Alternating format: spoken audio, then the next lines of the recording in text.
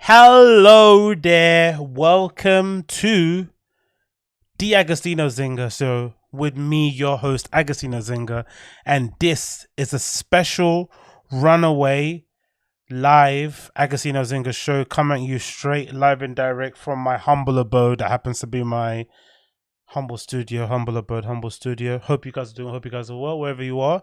If it's your first time, check out the show, of course, via the YouTube.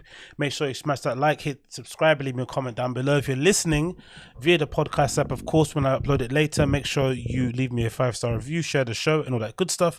And of course, support via Patreon is always more than welcome. Click the link down below, patreon.com/Agostinho, patreon.com/AGOSTINHO to get access to my entire library, as well as the one bonus show only available for Patreon members. So make sure you jump on there now. Do not delay, okay? Do not delay. Make sure you do that. Do not delay. Anyway, how's life, man? How's things been going with everybody? How are you all doing? I'm not doing the best, I have to be honest. Gonna dive on right deep onto what we're post United drawing 0-0, right? 0-0, 0-0 against Man City at home, off the back of getting knocked out in the Champions League and generally having a poor run of form at home, innit? I think we've won one, yeah, West Brom lost 5, or, with the exception of obviously the Man City. Of course, we've been able to turn some games around away from home, but our home record has been terrible. And then, of course, considering how poor we were against Rebel Leipzig, you just would have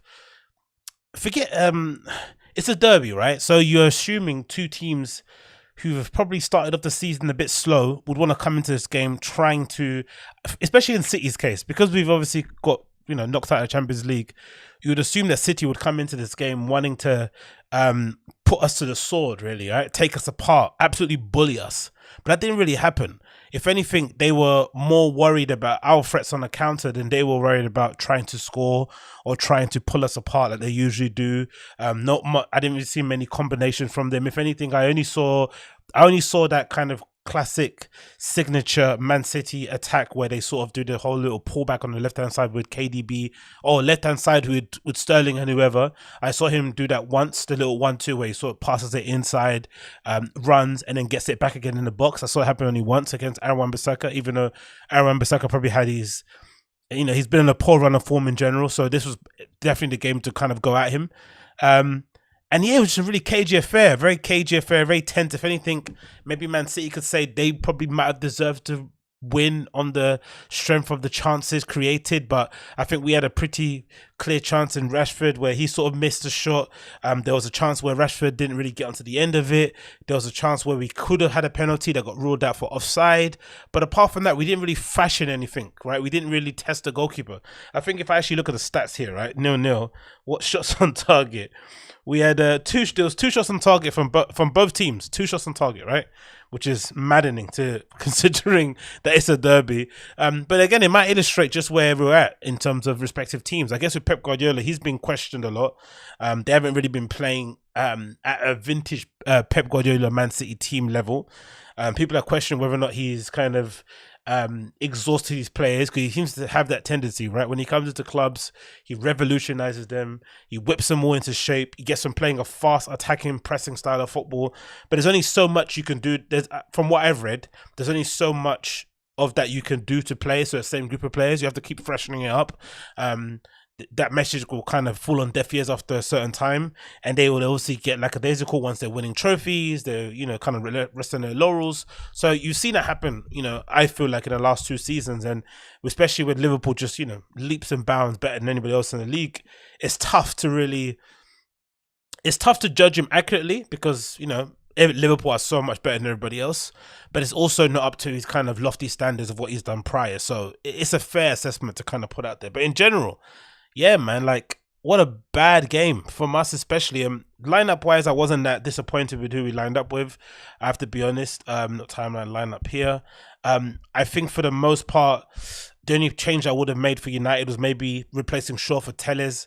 I'm a big believer in having attacking fullbacks, really stretching the pitch, providing some attacking impetus when we're going forward, and obviously being the start or the kind of ignition to when we hit teams on a counter attack, especially if we're playing three players in the midfield in a sort of a diamond formation. You have all that space on the outside here to kind of exploit. It'd be nice to kind of get some attacking fullbacks sort of bombing forward. That again doesn't necessarily happen with United, even though we've got a pretty stellar fullback in Alex Telles who can probably do that, but I guess Solskjaer isn't really sold on him just yet, and he hasn't settled into a team and all that malarkey. Shaw seems to be the obvious option at all times at left back, even though he doesn't offer much at all outside of maybe being a half decent defender, and even that he's not that great at. But I have to give him credit. This game I thought he played pretty well. I was pretty worried about him when Ferran Torres come on, but he marshaled him pretty well. Most of the game he kept Riyad Mahrez pretty quiet. If anything, most of the threat came on our right, Man City's left. I think Aaron Wan-Bissaka was, getting spun a few times by Sterling, but again, there's no shame in that because Sterling's one of the best attacking forwards we have in the league at the moment. So that's not really anything to be ashamed about. And then the rest of the team, I would have picked I think Fred coming in as a defensive playmaker, a defensive midfielder, made sense. He's probably the best we have in our club at the moment, even though he's kind of, not the standard that we possibly need to kind of really mount a challenge for a title, all that malarkey.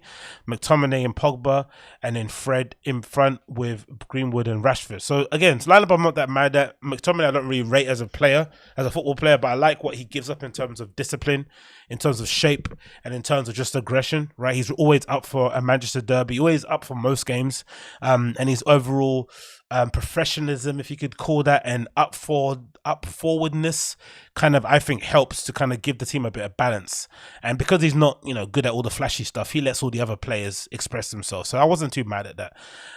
But yeah, man, Pogba as well playing a bit further forward. That was an interesting one because Pogba played it felt like he even played a bit further forward than Rashford on the left. He was really high up, but that was great to see. And if we're being honest, Pogba probably was the best player in that midfield. Again, we're really clutching at straws because it was a terrible game.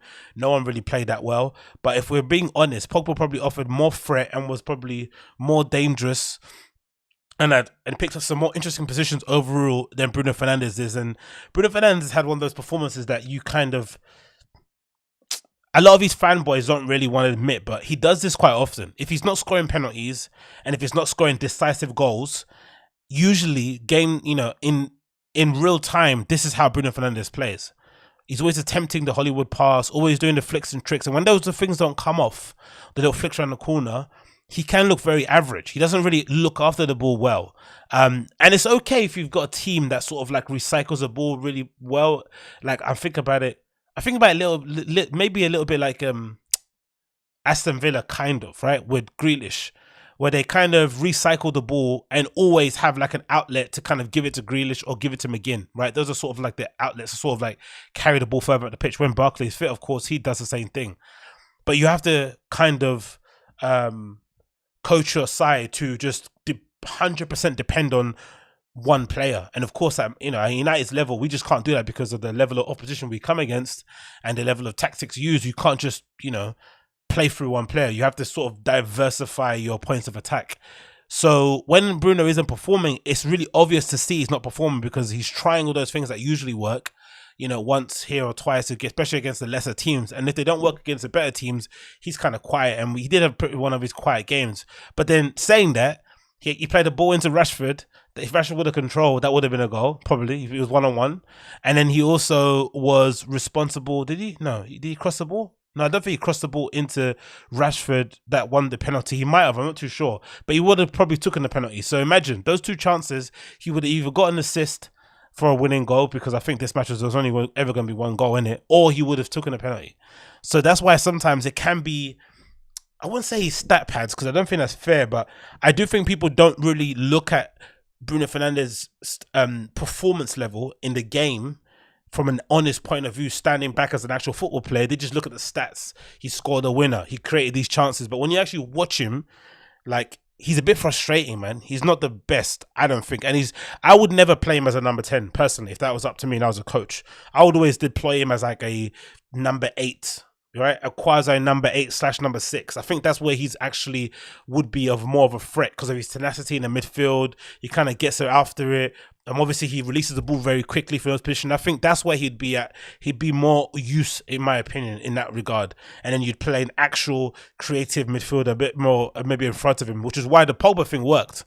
Because I think Pogba was the one that was able to like kind of carry the ball, be a bit more cute, be a bit more purposeful, and sort of like, you know, aware of his surroundings. Like he played well. That again, it's not a 10 out of 10 performance with Pogba. It was probably like a 6 or 7 player rating, but he was a far better. But overall, I don't know, man. Overall, disappointing match. I think if you're Ole Gunnar Solskjaer, I get it.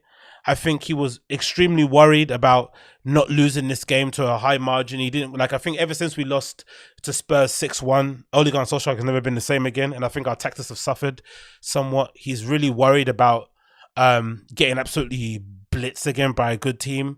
And of course, he's very worried about losing his job ultimately, which is understandable, right? He's got his dream job in Man United, and I am of the belief that if he does eventually, when he eventually gets sacked from Man United, I don't think he's going to be able to find another job in the Premier League. I think it's a bang average coach who probably got away with murder for the most part because we've been so poor over the last few years. He was a real breath of fresh air after Mourinho came in, so it was kind of it kind of made sense to hire him at the time because there was no one else available, especially since I think at that time Pochettino was still on gardening leave. He couldn't actually get a job, or he'd kind of nullify his compensation from Tottenham. So the obvious choice was out. I think Allegri wasn't in the picture too, so it kind of made sense to just give it to Ole because, you know, he restored the good feeling. He was at the wheel, quote unquote, blah blah blah.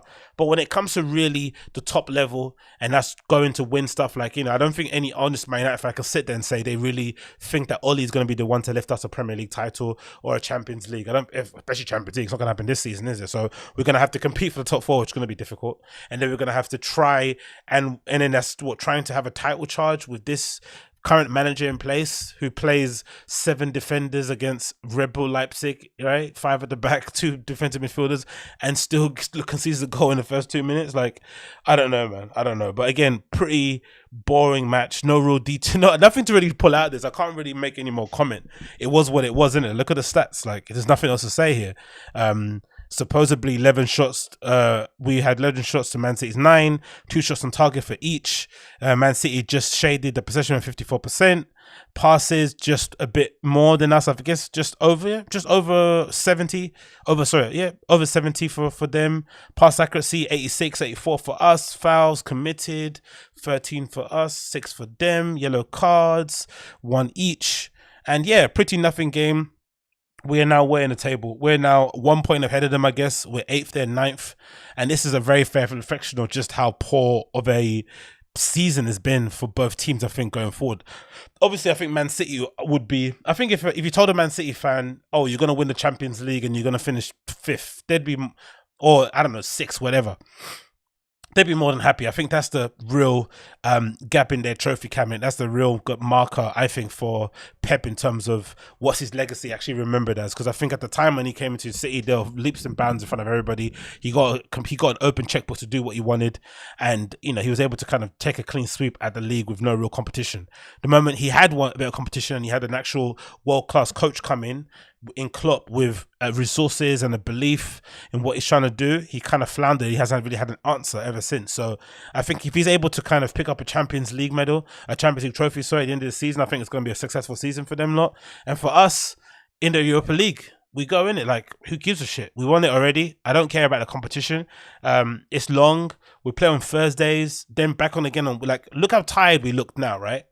We looked really tired today. Supposedly, the tiredness is to do with us playing in midweek, which I don't really, you know, I don't really believe that's true. But let's imagine that's actually a fact. We're tired because we played in midweek. Okay, cool. We're tired because we played in midweek. Now we have to play. Now we have to play. On Thursdays and on the weekends. Just imagine that. On Thursdays, on the weekends we're playing. On Thursdays and on the weekends. Like an absolute horror show of a situation. I'm not really happy or looking forward to it, but hey, it is what it is, isn't it? We are where we are. This is the modern day United. This is how we stand. And yeah, man. What can we do? What can we do? Anyway, moving on. What else? Let's hear what else they said. Actually, let's hear what the reaction's been from the pundits and stuff. So this is from Twitter. We've got here the response from Man United Zone, kind of clipping up some of the responses from some of the people behind after the game, manager and stuff. So you got here a quote. You got Manchester United failed to score in 3 home league games this season, one more than in the whole of 2019 campaign at Old Trafford. God almighty, great stat that one. Solskjaer after the game quoted saying, "In my time against City, this is the best performance we've had and not the best result." I just sometimes I give up. Like I think Stephen Howson from Stretford Paddock says a lot. And whenever Ole Gunnar Solskjaer says something stupid, he'd be like, "Oh, don't listen to the manager. He's just, he's it's kidology. He's just trying to, divert the attention away from the performance. Don't listen to what he says, right? Just watch what you do on the pitch." But it's hard not to listen to what he says when he's a United coach and he comes out absolute frass on a daily basis. He sounds like such an amateur. He sounds like such a nonsense things that he says just don't make any sense. Like, why would you say this is there's no pride in the fact that you think this is our best performance because we drew 0-0. We had 2 shots on target. We never looked like we were going to score. We played with the handbrake on. We obviously went into that game not wanting to get beat. Like, that was a primary sort of rationale behind it. And then you think a bit further, you think to yourself, the actual game that was actually, influence how Ole Gunnar Solskjaer is remembered and probably dictate as to whether or not he keeps his job was against Rebel Leipzig. We had to pick up, 1 point in 4 games, and we couldn't do that for the end of the Champions League. If we would have played this way, pragmatically, against Red Bull Leipzig, we would have easily won that, right? We would have had loads of spaces. They would have kept attacking. We would have defended well, kept our shape well, 10 men or 11 men behind the ball, whatever, and then hit them on the break. But we didn't do that. We couldn't even defend with 7 defenders on the pitch. And now suddenly this is a great result because you drew 0-0. It's like, come on, man, get out of here. A quote here from Shaw. He said, we said we needed to start brightly, and we did not. We could have been 3 or 4 down by 30 minutes. Roy Keane says, "I've never seen so many hugs and chats after a dog game." That's of the pictures, were circulating around of Harry Maguire embracing John Stones after the game, which, I guess they're England buddies. I guess maybe they came up. I don't know what that was all about. If anything, Harry Maguire had a pretty solid game, I thought. I think he was dealing with most of the threats going forward. Again, he didn't have much to really worry about. Gabriel Jesus, I don't really rate too highly. I think if he wasn't Brazilian, people would be a lot more, people would be looking at him a little bit more with a detailed eye, but he tends to get away with it a little bit. His hold-up play isn't the best. Of course, his finishing isn't the best either, so you don't really see where his sort of strengths are, but I guess because he's young and he's able to be a bit more mobile than a Kun Aguero, he probably starts more often, and obviously Kun Aguero's been injured too. So, but still, you have to put performance in. So credit to Harry Maguire for doing so, but I thought that was odd. Another comment here from Michael Richards. It says, "Man United deserve credit for the way that they defended. I guess. Thanks." Roy Keane says, "Yeah, I won't play a video. I don't want to get blocked." He says, Roy Keane says, "It's as if everyone was happy with the draw. I signed for Man United to win football matches, not to be happy or popular or friends with anybody." That I don't really make sense. That I understand. I don't really mind the idea of like being friends and stuff. It's just the approach to the game. I think we went into that game not wanting to be beat. We didn't want to get embarrassed. Ole Gunnar Solskjaer was more worried about keeping his job than about us progressing up the table and beating our rivals and in a local derby. But it is what it is. Another one here, you got a quote from Guardiola, so it's a good point. We cannot forget this is Old Trafford. It is a tough opponent. They press. They're so fast up front. It's Man United. Solskjaer says, "We know the reasons why we have not started well. The lack of preseason we had, that is no cause of panic." So he's blamed the lack of preseason, and he's also blamed, what was it? Earlier was that we're not fit enough, which was obviously the fault of the manager. The lack of preseason is supposed to be out of their hands. I think most people have had a preseason, most teams. And also he blamed the lack of fans, which most teams could say didn't have a lack of fans, right? It's like, what are you talking about? Roy Keane says, "I'll give Ole until the end of the season. Look at it in the summer. He needs a trophy. Man United should not be celebrating top 4. 100% agree. We can't turn into a banter club like Arsenal." I would also agree to give Ole at least until the end of the season. I don't necessarily think or believe the players deserve getting a new manager to get a boost up the table. I think these players have let down too many managers for, in too many consecutive seasons for it to be a thing of like, oh, a new coach comes in and he's suddenly going to make Luke Shaw into a worldie. I think some of these players are just dead, right? They're dead wood. They need to be moved on. They need to maybe be replaced or, you know, put in another position. I don't know, whatever it may be, but that needs to happen at the end. They need to ride out the season, the shame of finishing outside the top four, getting knocked out of the group stage of the Champions League. Let that cover over their heads. And then when a new manager gets hired, he can then come in and, of course, get rid of the Deadwood, the Rojos, the Phil Joneses, the Matters, the Lingards, the whoever else is there that we don't need. Get those players out to kind of free up the squad a bit and then sort of understand what we want to going forward. But I would give him until the end of the season, of course, but I don't think he's going to get a contract renewal anyway. He doesn't deserve one, to be honest, Ole Gunnar Solskjaer, considering what's going on. Solskjaer says last season we won 3 games against City, but it was mostly down to counter-attacking football and last-ditch defending. Lucky moments too. This season is the most control we've had against them. Control.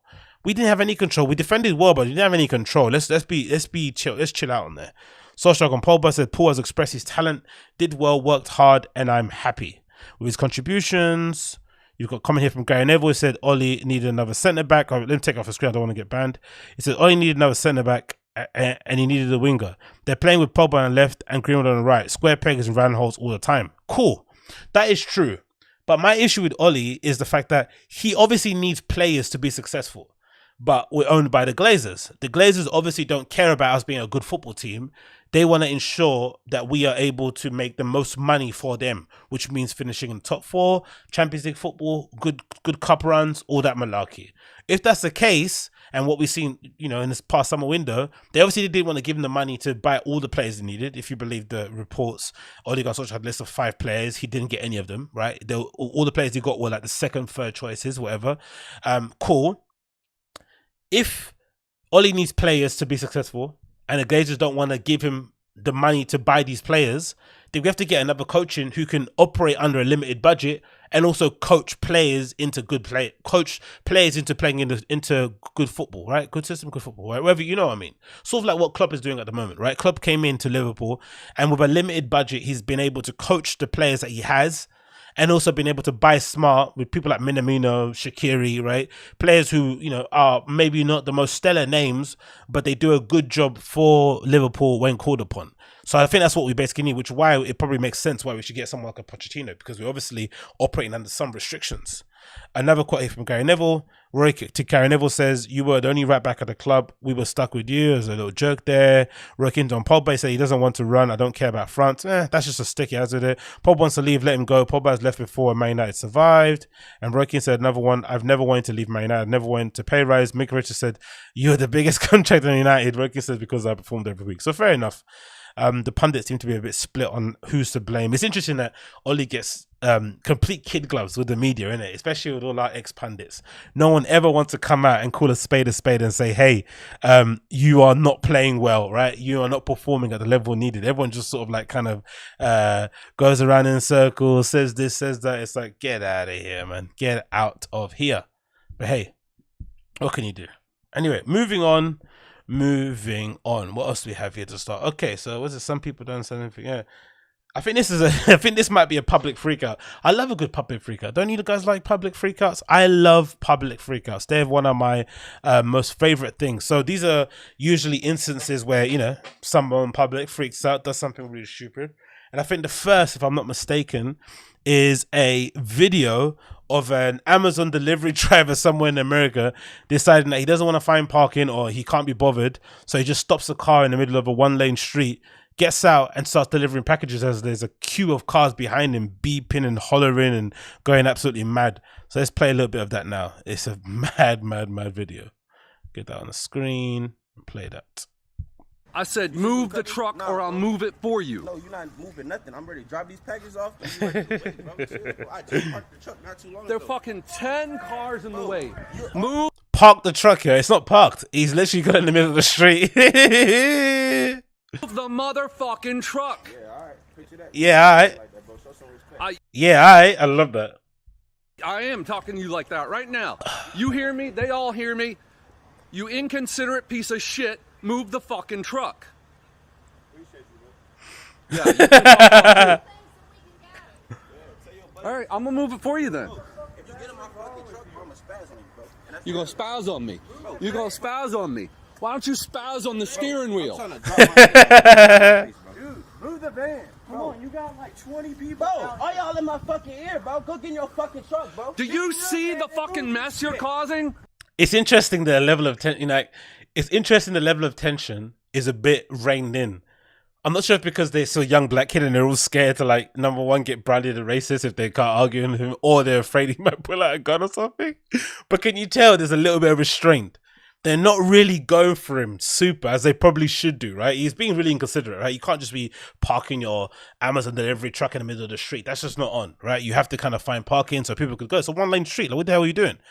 But they are kind of being a little bit careful not to step on his toes, not to get too riled up, like inconsiderate piece of whatever. They're cool, but no one's going too far, right? No one's going too far. Bro, I'm not causing shit. I'm just trying to deliver the packages. There's a fucking parking spot right there, and you're in the middle of the goddamn street, you fool. You fool, causing a fool. multiple people. You think you're Because he doesn't want to lose his job, of course, so he's not spazzing. They obviously don't want him to lose his job either, but they're obviously trying to call him out on his shit. So it's a very interesting conversation here, dynamic. Yeah, you don't give a fuck. You're gonna give a fuck when your ass is fired. I'm not gonna get fired, bro. I'm dropping packages. You are. I'm not. You think you're not gonna get fired for this? on you.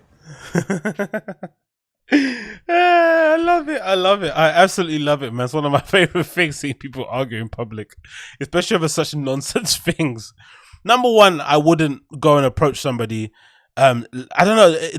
There's just something. I think some people at that level, at this moment in time when everyone's sort of struggling, right, to make ends meet. I just think if someone's willing to do something like that, they're obviously at their lowest ebb. So the last thing I'm going to want to do is kind of goad them into anything. I'm just going to allow it. I'm just going to leave it and keep it moving. But I can completely understand if you're trying to get home and you pull up as you're about to go into your street on the way home and you see a massive Amazon van there and there's people arguing.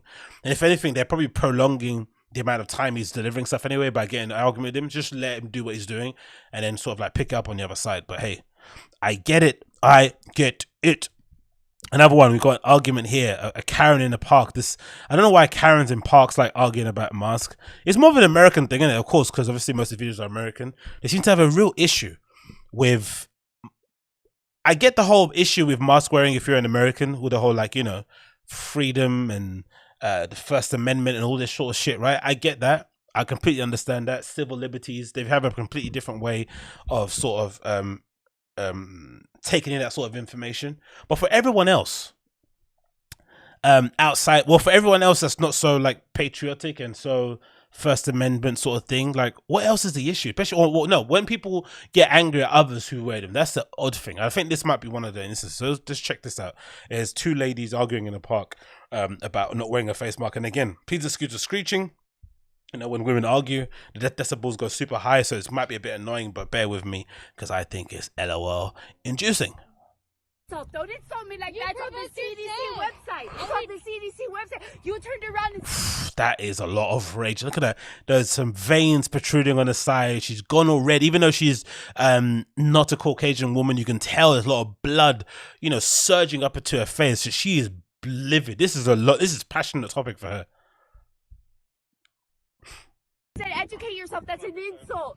When you provoke people, expect them to stick up for themselves. Expect them to stick up for themselves. Expect them to stick up for themselves. Because the CDC website states it's not airborne, and you're in the fresh air wearing a mask. That's fine. Let us do what we want. No, that doesn't make. That's no common sense. to wear a mask. And it's my choice to say, read the CDC website. Okay.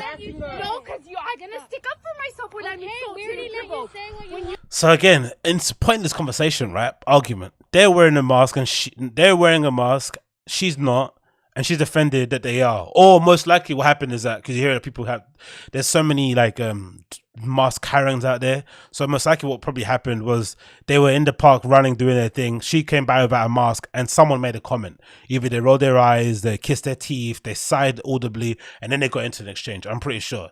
But again, it's just I love it. I love the hilarity of the whole phone out, straight away with the phone. Everything's a phone, the evidence. Who are you gonna send that to? Fair enough, you upload it, but where else does that go? Because they're recording the whole thing. Where else does that video live? It's such a pointless clip. You provoke people, expect this. When you provoke people. That's fine. She's breathing heavily. Was walk past you When and you you started provoke saying people, and I stuff. said read the CDC website. Okay, It's we not airborne. will go. We And don't then want it's not airborne. Okay, You're that's turning around fine. and insulting me. Go educate yourself. You started it first. We were Because just I'm trying to walking. help you guys not look like idiots. Wear masks in the fresh air. It's not airborne. She's got a point though, but it is airborne because how else would you get a virus if it's not airborne? Especially a spirit, what's that thing called? Respiratory virus, whatever that term is, right? But it's interesting that because we're going through COVID times, everyone's turned into a virologist, right? Suddenly, sort of similar to like that. What's that? Who's the fourth official the other day? Istanbul v PSG. I think he referred to one of the Istanbul coaching staffs as Negro or something, and he's native Romanian. And then, of course, naturally, the Istanbul players went really crazy at the fourth official, got into an argument, and it turned into a whole, issue online about whether or not it's racist to say or refer to somebody by their skin color, which obviously it is. We know that. Cool. Or let's just go back. Let's just operate under the premise that if somebody's offended by what you say, if you're a sensible adult, you just apologize and keep it moving, right? Just because you just don't want to make any trouble. But online, it's always a bit different argument. And it's interesting because immediately when that happened, everyone online turned into linguistic experts, right? Experts in the Romanian language, Romanian slang term, Romanian etymology, right? Like, it's so bizarre that happens whenever a controversy. People are so quick. I'm always surprised at people's quickness or readiness to be so loud and wrong about a topic that they had no idea about 3 months ago. Or this time last year, no one knew what flipping COVID even meant, right? No one knew anything about what a coronavirus was. And suddenly now, obviously it impacts the entire world and people have turned into overnight virologists, and it's like, And they're also lambasting others. That's the other thing. Fair enough if you turn into a virologist and you had a bit of an interest in it and you bought some books on Amazon, you watch some things on YouTube. Okay, cool. You've kind of gained an interest in this field. But to then lambast others as if like, oh, how do you not know it's not airborne? It's like, bitch, what do you mean it's not airborne? I don't even know what you're talking about. I thought airborne was a trainer. And your mask is ineffective. Okay, that's fine. So You keep I'm walking. helping you guys not look like idiots. Okay, we want to look like idiots. I guess. Apparently. All right, we'll not And I was do trying Aight. to tell you guys, read Okay. the CDC website. It's not airborne. That's CDC. fact. Okay. Fact. Okay. Okay. Scientific proven fact. Thanks. It's not airborne. Okay, It's thanks not for airborne. helping us. Now go. It's not airborne. Thanks for helping us go now. His AI slowly goes, thanks for helping us go. Who cares? You get the drift anyway, right? Thanks for helping us go. That's amazing. Oh, just imagine being at home, or just imagine that's your mom and you're waiting for her to cook your dinner, and she's taking ages, and you're like, where the flip did she go? And then you're thinking, okay, fair enough. She probably went to pick up some stuff along the way, and she comes home empty-handed, her face bloodshot red, and she, because your mum, she's clearly been involved in an argument. You ask her what's happened, and she tells you she got into an argument with somebody because she wanted them to wear a mask. It's like, huh? But I'd assume most people, if your parents are like that, you're probably of the same ilk, right? You're probably a mask debater or wearer. It probably is a thing for sure. It's just like, I don't know. These people are weird, man. These people are bizarre. Okay, cool. So, what else do we have here? What else do we want to talk about? Oh, okay, events. So, I guess kind of an update on coronavirus events. As you guys know, I'm a huge proponent and fan of nightlife, and I want to go back out into the clubs. But it's looking like every day, it's looking more and more unlikely that's going to happen, right? Especially with the cases surging and just generally things not really going to plan in terms of us getting back to any sort of level of normality, especially in light of the vaccine. Something I've not really been trying to understand, but it makes sense because now I've read some things about, insurance underwriting, all that sort of stuff. So there's a lot of stuff a lot of stuff on the admin and legality side of things that need to be put into place first before any event is put on. So it's been a bit worrying. But there was a little bit of hope out there because of the videos we saw recently in Australia of people partying, hanging out, going to festivals, just living life in general. So you kind of got a bit enthusiastic about it. But then There's some news here via resident advisor that says coronavirus latest pitch music arts and to recreate pitch black stage at open air venue in Melbourne. So this is a update from resident advisor. They kind of do, you know, incrementally whenever the news comes up, they sort of update at different locations around the world about what's going to happen with events.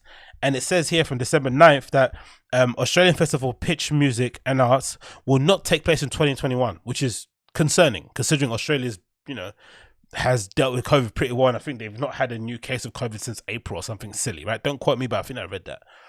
So it said it's not happening in 2021.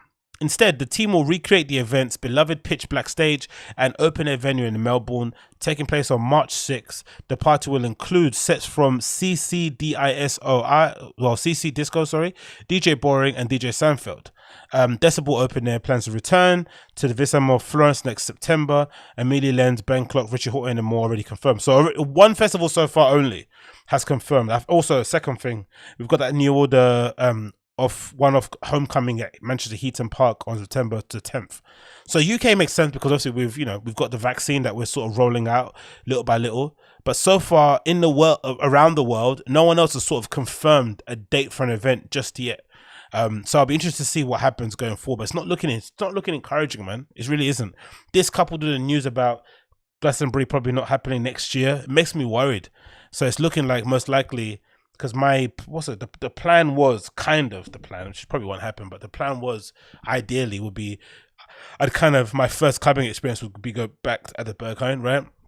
That's what I wanted to do. I wanted to kind of like see how things, you know, pan out with everything. And as soon as clubs reopened, the first club I was wanting to go to, like actually go to, would be Berghain, right? Would be kind of an epic way to sort of like get back into the swing of things. But considering how badly they're dealing with COVID in Germany, considering how badly people are dealing with COVID in the world, it's looking like most likely that guy who, you know, mentioned earlier on the Coachella article that events won't return until 2022, late 2022, because of the insurance underwriting. And again, just remember, this guy that mentioned it said he was saying this in March, right, for a Variety magazine, and he was mentioning it not knowing anything about the vaccine. He was, you know, I think at that time we were probably assuming it was going to take a couple of years to get a vaccine. We've somehow managed to get a vaccine in 10 months, but still there's no guarantee that is going to allow people to, you know, organize or hang around in groups and stuff in any way, shape or form. So it's really looking concerning in that regard. So if you are looking to go to a party or a rave, enjoy what you can now at the moment. Especially, I wonder what people are going to do for New Year's Eve. Like, enjoy what you can at the moment, whether it's hanging out with your friends in homes and stuff, whether it's going to bars for the, you know, and having a meal or whatever it may be. Do that and enjoy yourself, because it doesn't look like it's going to change anytime soon.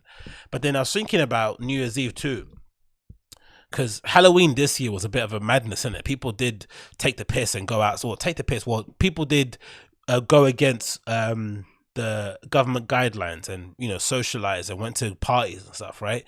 So that was a big thing that happened. People just kind of had enough and did it. So I'd imagine by New Year's Eve there'll be a lot of people also that'll be like, you know what, I'm not gonna do this anymore. I'm not gonna stay, and I'm just gonna go out and get fucked.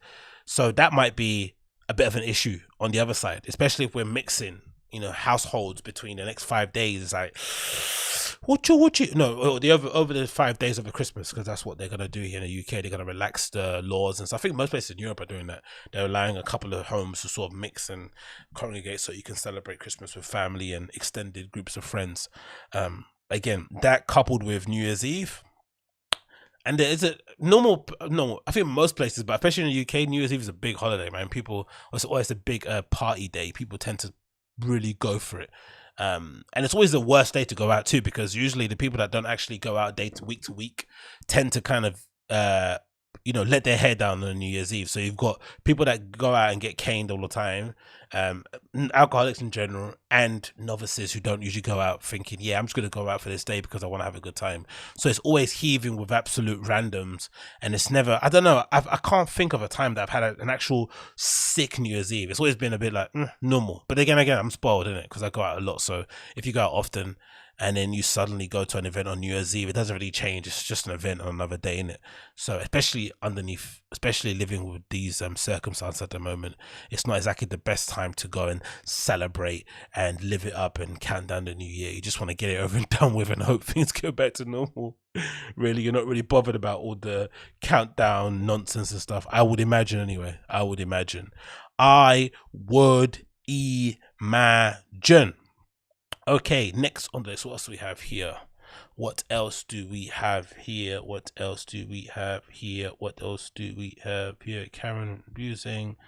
Okay, we have a little we have a little update regarding the whole Peggy Gou thing. Back and forth. You know the nonsense. It's all a bit of a bullshit beef or story. Again, I'm trying to think of what prompted Daniel Wang to actually go out and trash her in public, but whatever it is, they've had some sort of issue behind the scenes because they were neighbors, and somehow it spilled out onto Facebook. Daniel Wang wrote a massive essay detailing his experience where, Peggy Gou essentially, was a shitty neighbor, a shitty friend, and he then used that as also an opportunity to kind of, question her validity. Question why she's even as big as she is, whatever it is. Question her reputation, question her skills, whatever. It got a bit weird in it in one bit where he's talking about the makeup and the fragrances, some insinuations about her being a woman, some weird stuff in it. But in general, from what it looks like, common theme is that he was a bit jealous, and also just didn't like her as a person. So it's naturally you'll be like, you know what, you don't deserve what you got. This is bullshit. I've been in the game longer than you, and I think you're terrible. Cool, no problem. But then he just keeps talking about it, right? He just keeps going on. Same that I am. I'm reporting about it. He's talking about it. He's talking about it. I'm reporting about it. He's talking about it. I'm reporting about it. And then I missed one key update that he put out, or semi-key, whatever, how you want to pronounce it. But he put out an update on Facebook where he kind of uploaded an image of an exchange he had with somebody else in Korean that looks like it might be somebody that dealt with her in person. I'm not too sure, but I'll get that, put it on screen. So this is from Daniel Wang's Facebook. It says here, it posted on December the 10th, and it goes as follows. Is it interesting to say it was posted December the 10th at 10:57? Like, Peggy Gou is living rent free in this guy's mind, isn't it? 24/7. But let's continue. He says the following: Peggy Gate Part 3 or Part 5 or Part whatever. Yeah, cool. Just being funny there. The former assistant who was severely abused by Peggy Gou for 2 years has just contacted me. She was a young lady forced to drag the IKEA boxes down the street. Now, it made me think. I was also thinking the other day. I think what would make this worthwhile, or not worthwhile? What would make the response make sense from Daniel Wang would be if, like, legitimately Peggy was abusive physically, mentally, in a really heinous way. That would make it legit. And if she stole money from people, I don't know, like stuff that was really bad. But being a bad neighbor and being a pretty shitty boss and treating her interns and assistants like shit isn't enough for an essay. I don't think so. That's just my opinion. I think, we've all worked for, I remember when I was in, I say fashion-y. Yeah, usually the fashion thing was the worst. When I was interning in the whole fashion scene, that was probably one of my worst job experiences, right? You're dealing with people who have a very inflated sense of ego, but there's always an understanding when you're an intern that you're kind of putting up with their nonsense attitude because you are understanding that you have more to get out. You have more to gain from being around them. You have more to gain than being around them than their insults. Does that make sense? Yeah, it's a bargaining you're making. You're making a collective bargain or a career-based bargain. Like, I'm willing to take abuse from you, physically, mentally, wherever it is, because I think 6 months of taking abuse from you is going to allow me to, it's gonna give me skills and experience that I need to continue in this career for another year and a half, whatever it may be. And usually it's very rare that you find someone in fashion who would say, I didn't learn anything in their internship. Now, it could be that you learned one thing. It could be that you learned not to talk to that person again, or not to work for this type of brand, or wherever it may be, or level of brand, but you usually learn something. So it usually is quite beneficial going forward, especially if you do it young. I think if you do it older, it can be a bit difficult. You're a bit cynical, a bit jaded. There's also a lack of patience, right? And willing to be submissive. I think when you're younger, you're a bit more submissive because you just don't know it much. So you assume because somebody's an ID or somebody is on Vice or because somebody's in Arena Plus Home that somehow they know more than you when they don't, right? They're just magazines. But when you're young and you don't know much about the scene, you just assume because they're in publications, because people say their names and they get guest lists at certain places, that means they're important. So it's very important, I think, it's internships to do them at a particular age. I'd say maybe, you know, if you don't do an internship before you're 25, just don't do one. You're better off just like investing your money into your own brand. You're not going to learn much. You're going to get much out of it, I don't think, in that regard, because I guess you would learn a bit quickly on the job doing it yourself anyway. So yeah, I don't really know what worth this is, contacting the intern. Oh, she had a bad experience working with Peggy Gou. You think Peggy Gou's like a 27-year-old multi-millionaire who comes from a privileged family as it is? I'm pretty sure it's pretty safe to say she wouldn't be a good boss, would she? Innit? It says here, she contacted me in a quote here. It says, please upload this right now. She asks of me. She's not afraid anymore to tell the truth. This is for her. So I guess this is a third, is this like a middle person that's contacting Daniel about this girl? Translation and context. Anyway, it says, Peggy hasn't contacted this young lady since the employment relationship ended. Today she sent this message, half threatening the former assistant, half distorting the facts. The upper half is from Peggy Gou. In the lower half are the former assistant's own words, which just posted on Instagram. Okay, so after 2 years of abuse, I was treated like a human by her for the first time. Now I'm not working with you. I'm not scared when texting or receiving phone calls. Please don't try to frighten me while pretending to be polite. Okay, cool. And Peggy says she will take legal action. Okay, so I guess that's her replying to what Peggy said. Peggy said to the assistant, supposedly, allegedly, because we don't have screenshots. Oh, we do have screenshots. We have screenshots down there, so she did say it. She says the following. I had no idea that I'd opened up with such an ugly Pandora's box. My case against Peggy Gou is not... Hold on. What? It says the following. Okay, cool. Oh, no. So this is Peggy Gou's reply. She says, how are you? Sometimes I hear from you, our common friend. I think you've seen the news. This is Peggy Gou talking. I think you've seen the news. It wasn't a good end between the two of us. But if there was no problem after the last thing, and if there are any problems, please tell me directly. All right. So again, is that gaslighting in a way, right? As one of the people who knows how I was stressed because of the neighbor, it would be nice to think carefully. Oh, Peggy's a bad woman. I'm currently taking legal action because of the false, exaggerated content of the related posting. Can you take legal action against somebody alleging that you're a cunt? Again, I'm not a fan of how he approached it, but if that was his experience and he generally thinks she was a bit of a, bitch, can you really sue somebody for that? I don't really think you can, personally. I think that's a bit of a frivolous lawsuit in that regard. Maybe you're doing it in order to shut the person up, but if anything, it's going to make it worse because they're just going to keep talking. And now this story is out there. Especially, this is the worst time to get involved in public scandals and feuds. I've always said it from the beginning, or to get cancelled, because everyone's at home.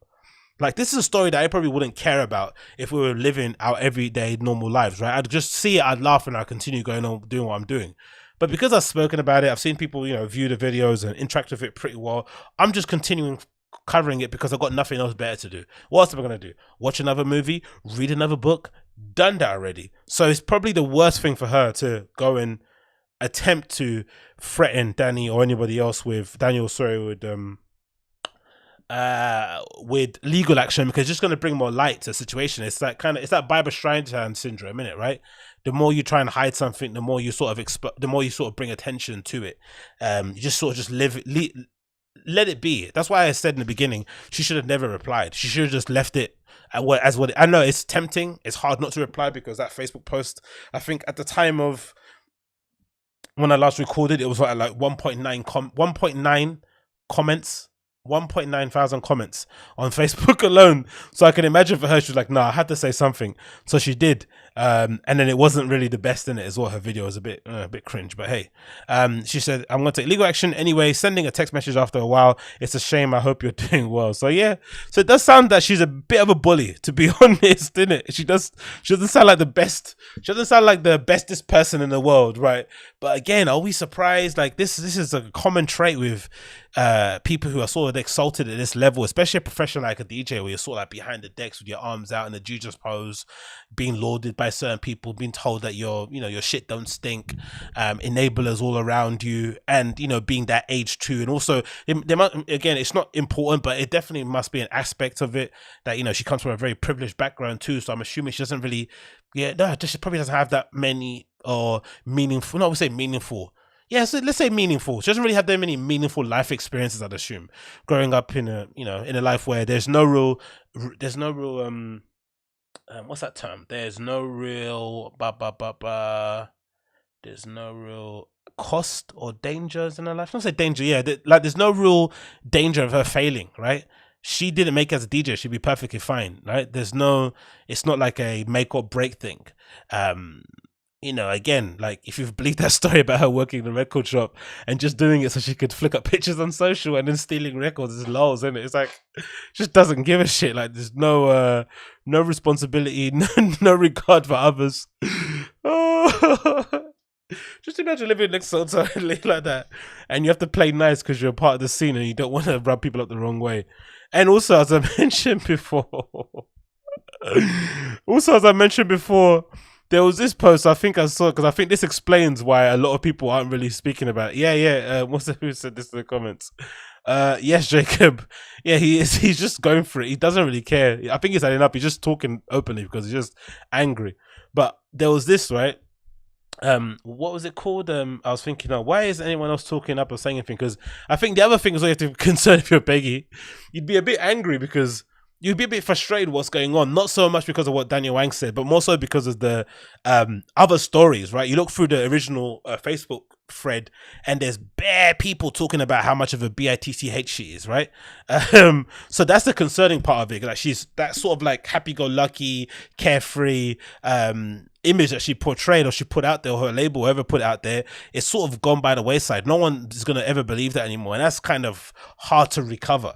But if you're wondering, why isn't anyone else talking about it? Why is RA not saying anything? They kind of put their head in the sand because RA, Mix Mag, DJ Mag, all these places have kind of, they just refuse to speak about any of this. And it's interesting because I think if this was the other way around, if this was Daniel Wang, if this was Peggy Gou writing an essay about how Daniel Wang was mentally abusive and whatever it may be, in a shit person, those websites would have been writing a whole dossier and report on it. But because it's, man on woman, it's a bit different. But if you're wondering why no one else has seen and said nothing, and why these big publications have kept quiet, look at the agency that Peggy Gou signed to. It's called Liaison Artists, right?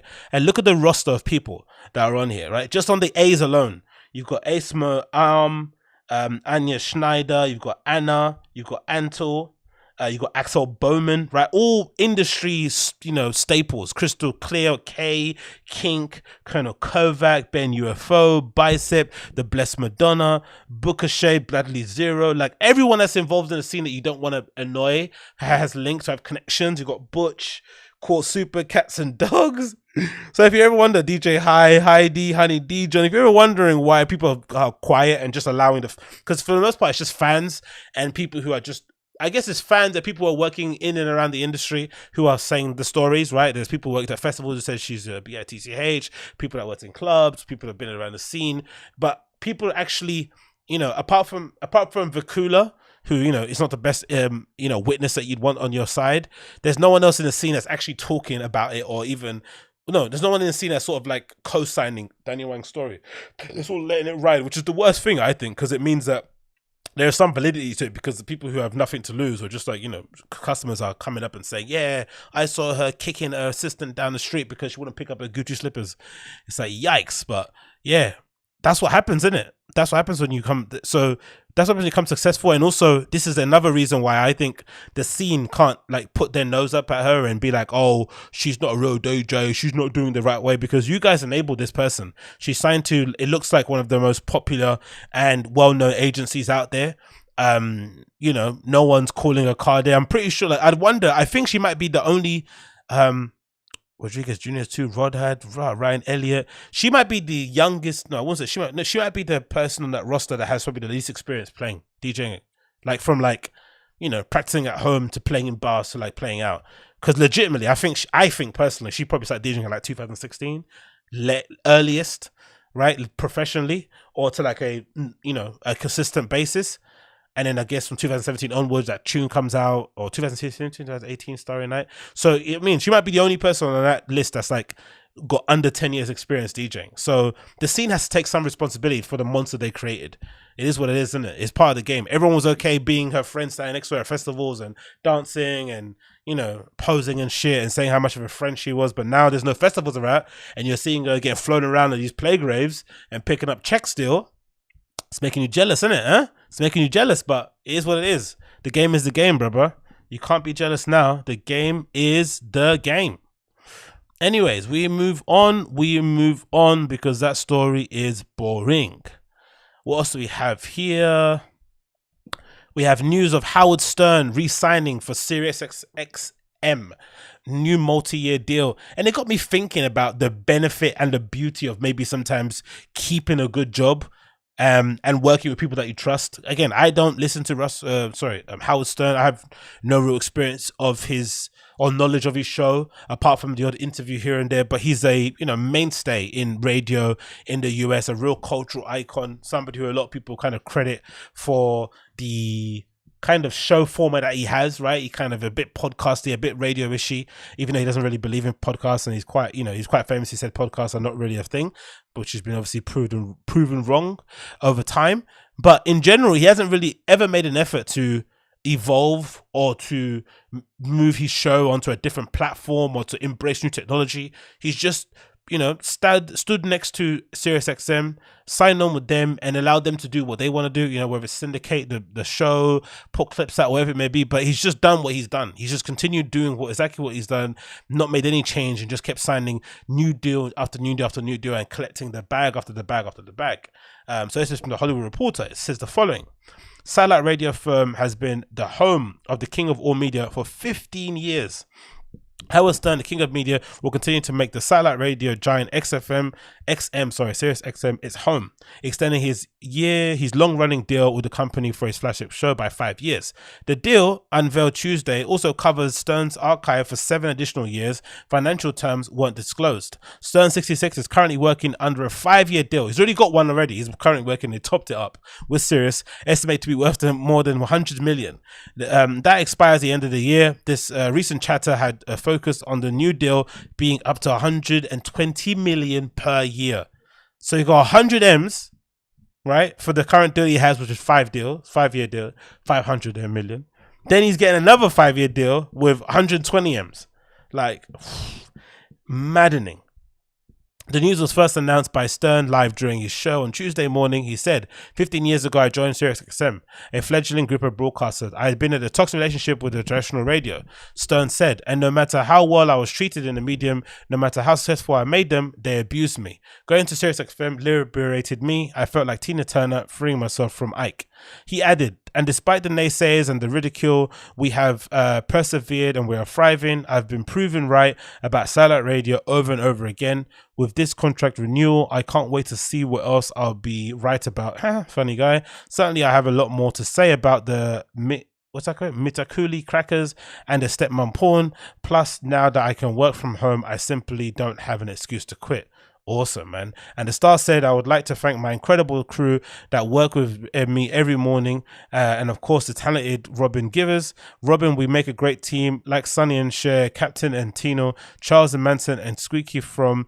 We continue our great friendship. I look forward to more laughs and good times. As a proud member of the Bachelor Nation, I say, Robin, will you accept my rose? And I dare say, should you go forgo individual room, will join me in the fantasy suite. Awesome to see, man. But yeah, congratulations to him, man. I think, again, there is as great as it is to innovate and jump on new platforms, it's always be pushing things. There's also really something to be said for recognizing your strengths and recognizing your range, recognizing what suits you best, where you're comfortablest, where people are treating you well, and just keep riding that until the wheels fall off, especially if you're getting 100 mils per year. Even if it flops tomorrow, you'll be all right. I mean, there's no real change to your quality of living. So it really is a passion project at this point, right? There's no different. I guess I would assume there's no real difference between having 500 million and having $1 billion, right? You still got a lot of money, and probably not a lot of time to sort of spend it. And only so many things you can spend it on. So if you're working and you're enjoying what you're doing, and it kind of gets you up in the morning and sort of kind of gives you the pep that you need, why not continuing to do so? Why not continue to do so? We move next on the list. Interesting face mask. I think I've talked about it before, right? There's a thing called the clear mask that I saw, being banded around on social. It's really popular because I think it might be the first FDA approved mask that is clear. It doesn't steam up as much. Of course, I think they said it was going to be popular for, I'm going to say, deaf people. Right, I think it's more deaf people because, of course, if you're covering your face and there's no way of kind of clocking facial expressions and reading of the lips, it's going to be hard for them to communicate, especially without, I guess maybe I would assume somehow reading of the face and the sign language sort of helps to do that sort of thing. But regardless, very popular. But aside from that, there's other companies out there, dipping their toes into the face covering face mask arena, just because I think a lot of places have sort of realized that, hey, even though there's probably going to be a future that we're probably going to return to very soon, imminently, where we will sort of like not have our face masks anymore and be able to kind of live life free, there is a real need and a real desire and a fear with some people that they don't want to catch COVID under any circumstances, especially if they do go out. So that is one arena. And also there's a group of people out there who kind of see this as an opportunity to sort of swag out, right, and sort of kind of add a bit of style to what they do. And that's why all these weird companies have popped up, like that thing that they put the massive little helmet over your head and make you walk around and shit. And now you've got this sort of like weird Stormtrooper X Daft Punk looking type helmet thing that someone's done. It says here, stay safe in style with blanked Daft Punk themed face mask, right? And it's a sort of like oblong, again, it's kind of Daft Punkish shape, oblong shaped mask with contrasting panels, I guess, if you've got the white and black one, and then I'm assuming where your eyes can sort of see through in a sort of perspex, what clear thing in the front here that runs horizontally across the face. And again, it looks pretty funny. It looks like something that you would buy from a fancy dress shop, if you were going to pretend to be an alien or some sort of person going to space, but it's actually a fully functioning face mask. And it looks pretty sick in it. It does, isn't it? It's interesting that this has become the norm. Do you remember before when you'd be at a petrol station and you see a motorcyclist coming in to top up, to pay for his petrol? It'd always be a bit of like, a bit of a fright, because you'd automatically, the automatic association you put with somebody coming into a shop with a helmet is a robber, right? It's somebody going to go stick it up, but it's just a motorcycle going to, go to pay for his petrol or his unleaded or whatever. So it's weird that now in this new reality, this quote unquote new normal, which I hate the term, but it's probably the best way to describe what we're going through. Now wearing a face mask in this fashion is not seen as weird. No one's looking at you. No one's like, thinking you look weird by doing so. It doesn't, and maybe this will probably be, garner some reaction, but for the most part, it's still just like, oh yeah, it's a thing, and he's wearing a mask, he's trying to be safe. So that's the back of it as you're looking from the other side. So I guess it's sort of got like, is that a foam inlet? It's not foam, is it? It's not foam. It's actually plastic or whatever it may be, PVC. And then you got these Kevlar plates. I'm not sure what they do. And then maybe these might be the filters that you replace on the inside over time. So I'm assuming it's going to be pretty expensive if they've got filters and what looks like carbon fiber plates that you might put in the front, and it's all injection molded. This is not going to be cheap for sure. So the article says, like it or not, masks have become a global standard over 2020 as the world continues to grapple with the effects of the coronavirus. However, some surprising designers see this necessary item as a canvas for experimentation, and a company named Blanc has now crafted a full face shield, replicates the helmets worn by pioneer dancers like Daft Punk. The mask features an egg shape and an opaque black strip for the wearer to peer through. Although it's pictured in white and black, it's also set to be available in red, yellow, green, and blue. Cool. Although the green inducing design is sure to garner attention from Daft Punk enthusiasts, it's backed up by a substantial amount of protective performance. It's got 2 interchangeable HEPA filters, which are those little triangle things we saw, certified by the SGS, are loaded in, and purify 99.7% of the dust particles the wearer may come in contact with. That's good. The economic design hugs the face tightly and can be adjusted by a plastic elastic headband that wraps around the head, the wearer's dome piece. Daft Punk mask is a Kickstarter with the funding goal 20k, and the amount is quickly raised, and the time of writing is almost supplied is tenfold. It's currently settling at, whoa, they're waiting to raise 20,000 and they're currently at nearly 200,000. Let's see where they're at now. That is a maddening. Oh, it's a tag in it. It's annoying. Let's go back. it's not the actual link to the actual thing. Let's get it off the screen so it loads. So it doesn't kick it off. Where is it? Okay, there's a Kickstarter. Let's see how much this Kickstarter is. It was at 197 at the time of writing, and now what? They wanted 20. What they're saying now, phase guarantee. Where is it at now? They've gone over their 20,000 goal, and it's still at, okay, it's just under. So I guess it's more than 25. It's like $210,000 probably if you convert it to $2. That is bloody insane. Yeah, 257. Wow.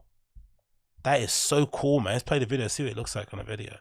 That is so cool. Introducing Blank, Slow the video a a bit. full cover face mask that protects your eyes, nose, and mouth. Thanks to advanced replaceable features, Oh, wow. you're breathing clean air. I'm not gonna lie, it does look pretty cool. No, it does look pretty cool. I'm not gonna lie. Midline magnets gently fix Blank over the face. Blank adjusts to individual anatomical features of the face, Wow. making for a supremely comfortable fit. Blank is 1,000 masks in one. That's so Its cool. front panel is changeable with any material, color, and texture. So I guess if you want to, you could get it wrapped, I'm assuming, right? If need be. I'm assuming they're gonna have their own service, but if you went to get it customly wrapped, you probably could do it. Depending on the message you put out there. Choose your Blank. That's pretty cool, man. That's pretty cool. I'm not gonna lie. It's a bit naff, right? It's a bit corny, a bit cringe, but I'm down. How much are they charging for each of them? Does it say here, the pledges? How much it's gonna be? Back this project. Let's see if you back the project. What does it say? Back the project. What does it say? The next page. Pledge without reward. Okay, so they're gonna be about $80 or more, really. $79 or more. You get super early Blank mask. Estimate shipping March 2021. Blank helps you to add a personal touch. Enjoy our super early bird discount of 47%. Pre-order your Blank. Okay, so it's going to be $150. So I'm assuming £150 probably convert it, but they're selling it to you for $80 if you order it now and you back the actual project itself. You get one mask, a front filter, and one front panel and 2 filters. That's pretty good price, man. I'll pay $150 for it. Honestly, I would. I'd pay $150 for it. Again, a bit weird, a bit odd, but I'd pay $150, 100%. That looks really interesting. Let's see, man. Maybe we'll see more other brands popping up and doing the same sort of thing. But let me know in the comments, would you buy one yourself, or is this something that's just a bit too much? Because I think if you're somebody that just wears the surgical mask, right, this might be a going over the top. The last thing you would like, surgical mask people don't really want to wear masks. That's why usually they're sort of hanging on their chin. But if you do, I wouldn't say enjoy, but you don't mind wearing them, this might be a good option. I'd imagine wearing it on a bike might be pretty cool, although your peripheral vision might be a bit hampered, impaired, because from what I saw, even though the opaque bit of plastic here wraps around, you don't actually get to see from this side. I sort of think it kind of blocks. It's sort of like a pair of glasses, so you can't actually see that far in the corner, so that might be a bit of an issue, but I like it as a look, man. Let me know in the comments. What do you think? Do you like it? Would you get a set? That looks pretty awesome. Look at that. I'm all for it. I'm all for it. And obviously compared to the other masks out there, of course it's gonna be much better. But yeah, pretty sick, man. Pretty sick. Oh yeah, exactly. It doesn't. It looks like a ninja facing mask. But yeah, it's a bit weird, isn't it? It's not the most it's not the most incognito of things to wear when you're going about doing everyday life. But I think if the case is true, and if most likely than not, most places aren't going to return to normal until, it's looking like late 2021, especially with the rollout of the vaccine, all this malarkey, then it's it can be safe to assume we're going to be living in some sort of reality where you're going to have some sort of face covering going into an indoor venue for a prolonged period of time, at least minimum 6 months. So if that's the case, why not get a face mask, another a massive flipping space helmet, just so you can say you have one, innit? Why the hell not? Okay, moving on deep. What else do we have here? Let's move on a bit. What else do we have here? Moving on. Let's not talk about that. Let's not talk about that. Let's not talk about that. Let's not talk about that. And that. What else do we have here that I wanted to speak about that falls of interest? Ooh, this is a good one. So I think most of you are aware that Y Combinator alumni DoorDash is valued at $40 billion initial trading in New York. So obviously they're going to go IPO. They're going to make their stocks public, and they've been valued at 40 billion. 40 billion. We don't have DoorDash in the UK. I'm pretty sure we don't have a DoorDash here. I guess our equivalent to DoorDash would be what? Hungry Eats, or whatever. What is it called? DoorDash, eat something, eat everything, whatever that one is. But yeah, man, like food delivery startups have been absolutely booming during the lockdown. That's been one area that hasn't really suffered anything at all. If anything, the restaurants themselves have probably suffered, especially the restaurants that weren't prepared or that weren't offering any sort of delivery service prior to COVID. It's probably been a bit of a culture shock to suddenly now have to offer this sort of service for people. But for those that had it already up and running, they've just, they've probably, I guess, tripled, maybe, quadrupled their profits over this period in time that we've been locked indoors. So it makes sense that a company like DoorDash would be reaping some of the benefits as well going forward. And IPOs I always love. Again, I think IPOs are kind of, sometimes mocked or laughed at. People always think it's a bit of a gimmick. Not gimmick, it's a bit like overdone and, self-indulgent. But I think it's a real reward because I'm a fan of startups. Most of my career has been working in startups, right? So I love that whole industry and scene. It's like a love-hate relationship. I just can't, I have a lot of things to say about startups when they're not successful, or startup scene and culture and attitude, whatever it may be, but I just can't, get away from working for whenever period of time that I have been involved in my life. But one thing I do love about IPOs, I think, is that there's such a great way to honor and celebrate your employees who have, especially the ones who stuck with you from the beginning, the ones that were like, working on the startup when you guys were in one hotel room somewhere. Because I think someone mentioned a story about DoorDash where one of the founders, initially when they launched DoorDash, the service, obviously it's a food delivery service similar to like an Uber Eats or a Deliveroo in the same sort of way. When they first launched it, they were obviously working with only a small number of restaurants locally who they sort of all had on a spread out on an Excel sheet somewhere. And then the first order that was put through via online, the guy himself had to sort of write it down on a bit of paper, go to the restaurant, pay for it, and then when he delivered it to the actual customer, he then charged them via a little IZ or the sort of square tap merchant sort of what's it called? Is it IPO? Whatever, that sort of card reader system. That's how they did it. Like super humble beginnings. So IPOs are always a great way to honor those people who started at the beginning, right? Who are just handing out flyers at the start, who are running between the office and people's homes to deliver stuff, who were, doubling up as like, merchandiser, sales executive and marketing guy. Like, it's a great way to honor those people because those ones are the ones that really benefit the most. Like some people, end up being multi-millionaires off the back of an IPO just from being an employee. It's very rare because not a lot of companies are able to be number one, most companies are not even made with the idea of serving a need, right, or addressing something. They're just a company that's sort of like a selfish indulgent.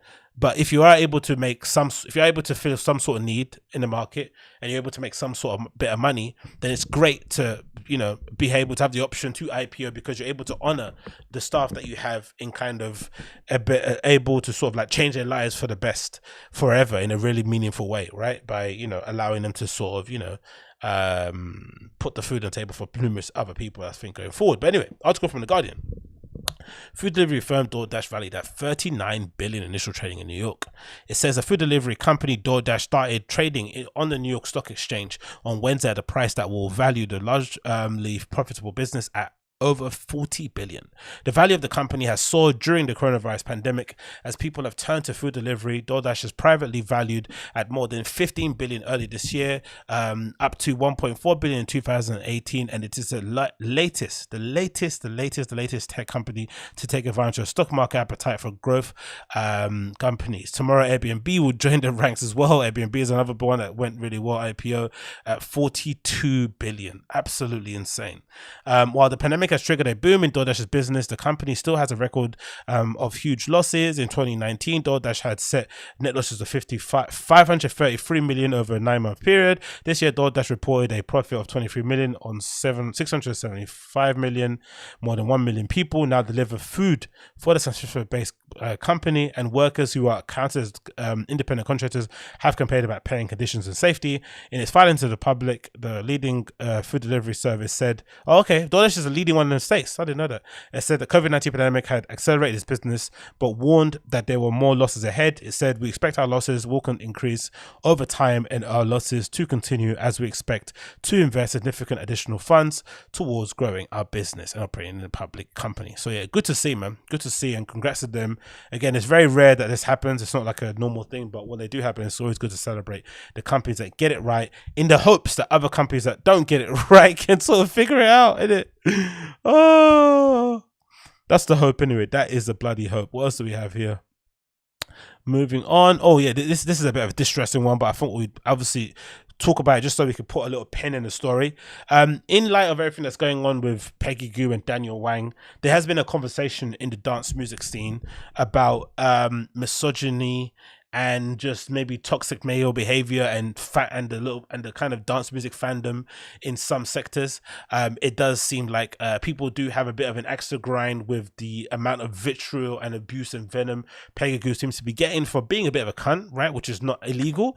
And then with the collective sort of ambivalence and overlooking that sort of kind of you saw on social with some of the of the big industry figures when it was announced that Erik Morillo had unfortunately passed away, and if this obviously if the back of him being accused of rape by several women, and rape by I think a couple of women, and maybe sexual assault by several. So there is a bit of hypocrisy going on there, right? Everyone's kind of quick to throw stones at Peggy, but then everyone was sort of making excuses for Erik Morillo's quite reprehensible behavior when he was alive. And to kind of, I guess, conclude the story and hopefully use this story as an opportunity to maybe educate some people. Use the opportunity of this story to maybe provide a bit of a reflection point for how people kind of conduct themselves in the scene. I think it'd be good to sort of cover the finality of it in somewhat, where bravely one of the victims of Erik Morillo, Christine Knight, has come out and basically made a statement via Mixmag, sort of detailing her experience with Erik Morillo on that fateful day and what happened post henceforth. And hopefully, I think my hope is that this is kind of an opportunity for people to sort of reflect on the actions going forward, because I completely understand maybe I don't really understand, but I get why the fans would be a little bit more forgiving of Erik Morillo, because you're a fan. You don't really see the artist as a human in a way. You sort of see him as an exalted idol, somebody sort of worship in that regard, especially if he was, I don't know, if he was a sort of the first seminal DJ that you sort of kind of cottoned on to, he introduced you to dance music, you really like one of his tunes, whatever. I know fandom can be weird. I get it. Fans are weird and fans are odd. It's all one thing. The thing that was really disappointed by Erik Morillo thing was how the scene dealt with it, especially fellow DJs, when they were like posting eulogies and making excuses for him and trying to explain away some of the allegations. It was like, whoa. I get it. It was really odd, really awkward, right? Because what do you do if one of your close friends is accused of what Erik Morillo was accused of, and then they pass away in unfortunate circumstances? Should you not honor them?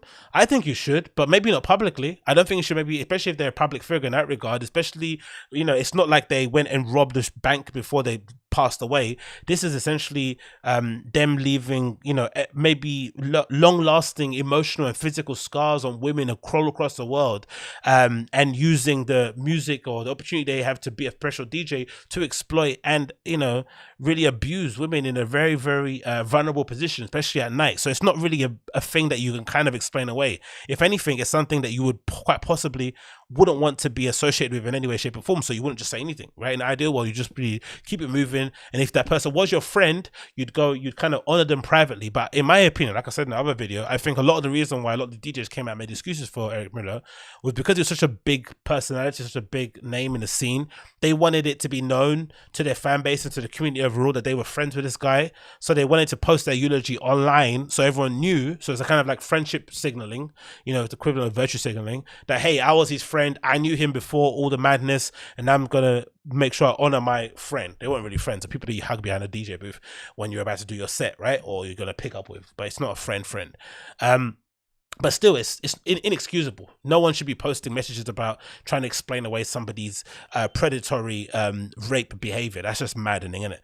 But Kristen Knight bravely come out and basically explain the situation in some detail, and it's even more heartbreaking coming from the actual victim herself. Do you know what I mean? Which makes sense. But Jesus Christ, man, what an awful story. But I'm glad it's been resolved in some way, shape. I don't know, resolved, because I don't know what somebody like Chris, I wonder how she actually feels about it. Like, because I think from what I've read so far online and what I know, I'm not a woman, I don't really know how that experience is. Going through a rape kit is one of the worst experiences ever from what I've seen. Actual rape convictions are super, super low, even though, you'd think they weren't, but it's pretty difficult to prove somebody actually did whatever you said they thought they did, especially if you don't have evidence for it. Hard hitting evidence, I don't know, whatever it is, but it sounds like an absolutely hell of a situation to go through.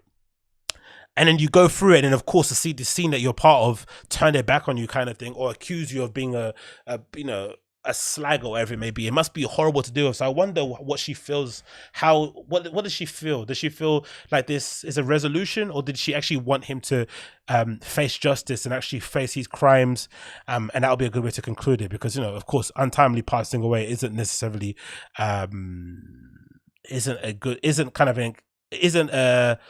doesn't trump justice, I would imagine anyway. But anyways, the article from Mix Mag said, Kristen Knight, it's so important for women to come forward. DJ Kristen Knight, a woman who pressed charges against Erik Morillo and inspired dance music's Me Too movement, shares a story. And of course, this is by the great Annabelle Ross, who also has been covering a few other topics concerning such things on dance music. So the following. On September 1st, the day that superstar house music DJ Erik Morillo died, the woman who pressed charges against him for sexually assaulting her last December had been thinking about taking her own life. Heartbreaking. Miami-based DJ producer Kristen Knight and her boyfriend DJ superstar Roger Sanchez had been in the Universal Studios in Orlando, trying to belatedly celebrate their 3-year anniversary, but Knight was struggling to feel anything resembling joy. I couldn't enjoy myself on a roller coaster or having lunch or watching a show. I was like, that's it. My life is done. I can't live with the anxiety anymore.